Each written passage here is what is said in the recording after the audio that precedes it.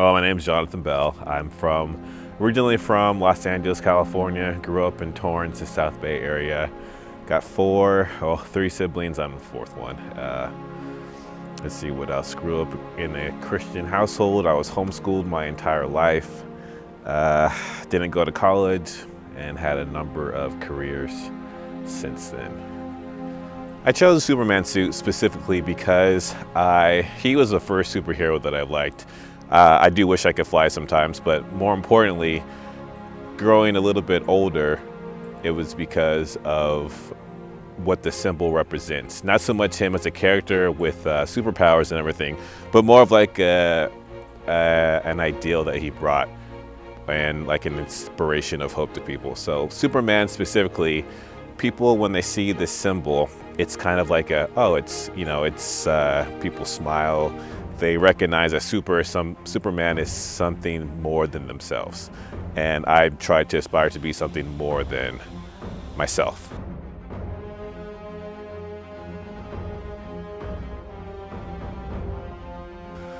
I like to think that, wearing the suit with the whole S means, it does mean hope, but also, to me, Superman is also like a kind of golden rule type deal, like treat others how you want to be treated.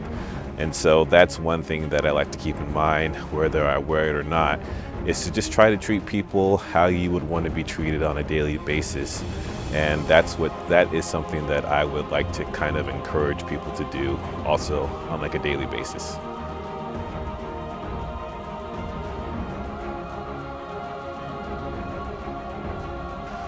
I think it would have to do with my name, honestly. See, my name means God's gracious gift, so I gotta thank my mother for naming me that. And I think just ever since, I've just always kind of wanted to be a gift to people in people's lives. And before I even put on the suit, it was part of my character anyway, and now it's even more so with this. So it's important to me because I want to live up to what I'm being called.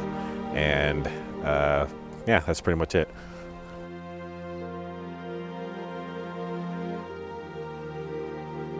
Since putting on the suit, I would say the first experience that I've had was there's this circulation in Seattle called the Evergrey, and it was the first time that a publication reached out to do an article or interview on me.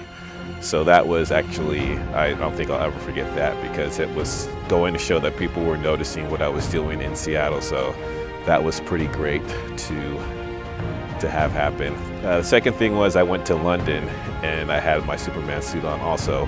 And being in front of Big Ben, walking around the crowds and everything, that was really, really awesome to experience there.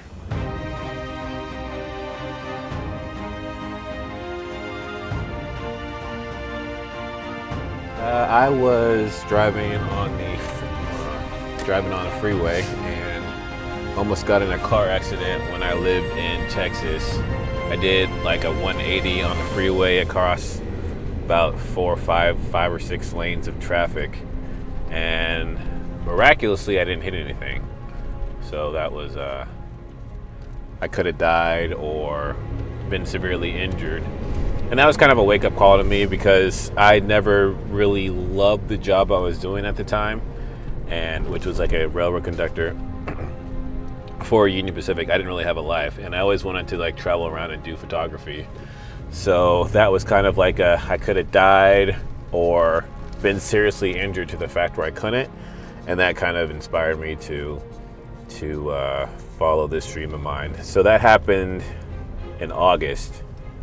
And by November, I got a van and drove out to Seattle to start taking photographs wearing a suit.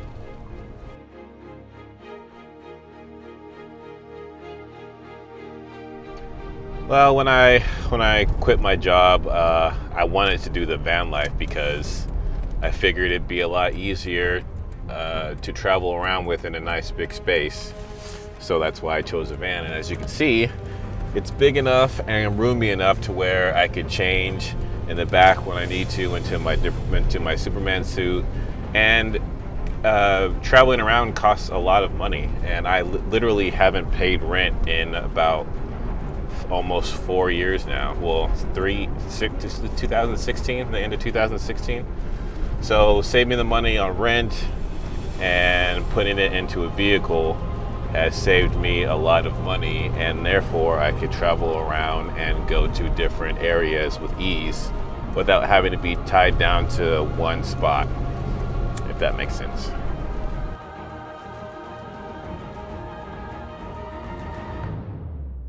Not really any pushback, but it was pretty challenging to go from living in an apartment to a van. So I was in Texas when I drove to Seattle in a van, and that van is broken down. And one of the biggest setbacks I had was it broke down and would have cost me about $3,000 to fix because I blew a head gasket. So my first summer in Seattle, I had to live in a parking garage and get 2 jobs so I could save up $1,000 to buy my second van. And that van I left in Montana. I gave it away, and then I bought this one in North Dakota. So I guess like one of the biggest setbacks would be is to always make sure, these things are expensive to fix, and one of the biggest challenges I have is just making sure that this thing always runs, and because going from van to van is something else. My family was really supportive because it wasn't the first time that I've had an idea in my head to go do something differently. This is just something that I've kind of always wanted to do, was to travel around and take photographs. So they're really supportive of that. And pushback, yeah, there really hasn't been a lot. It's just kind of gets lonely sometimes when you're always on the go, and people don't really mess with you that much or want to mess around with you in a romantic aspect, because the minute you say you live in a van or something, a lot of people are kind of just like, oh, and then it could get lonely sometimes because you're just kind of always by yourself. And that's just something I'm still kind of continually getting used to, honestly.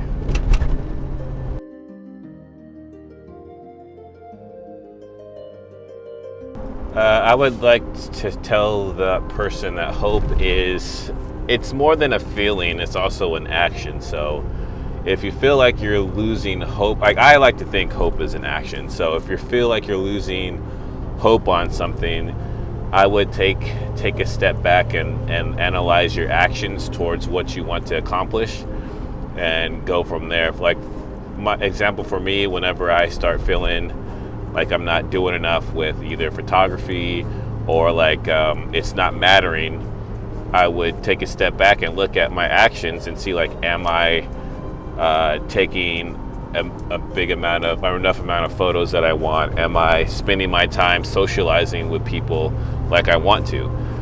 Because all those actions put into what I want eventually to have an outcome. So I would say, if you're losing hope for something that you want to make happen, analyze your actions and see how they correlate to each other.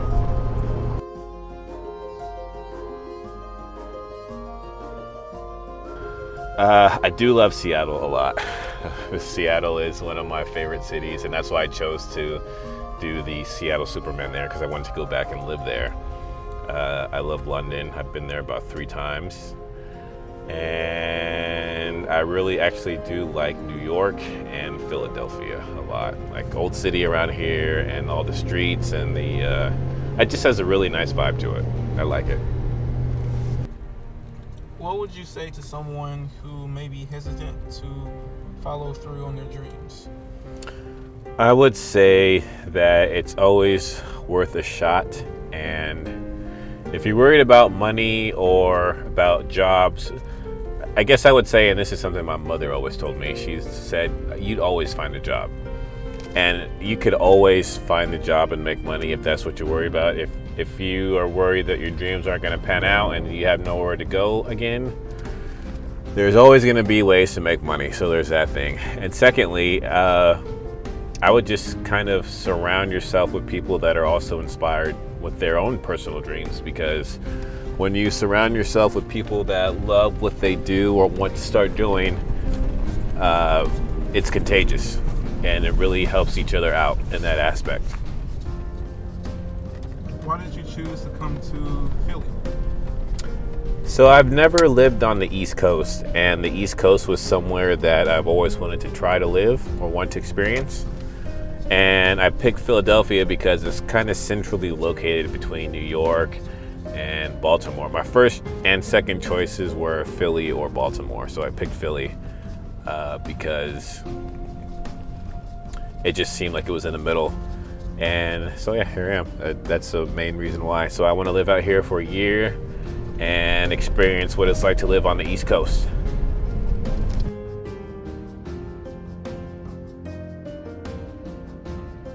Humanity. What does it mean to be human? Is it human to care for one another? Is it human to betray one another? I think the most human thing we can do is to actually be hopeful through the ups and the downs. Hope transcends race, gender, creed, religious, political values. Anyone can be super. Anyone can have hope. Hope is in action.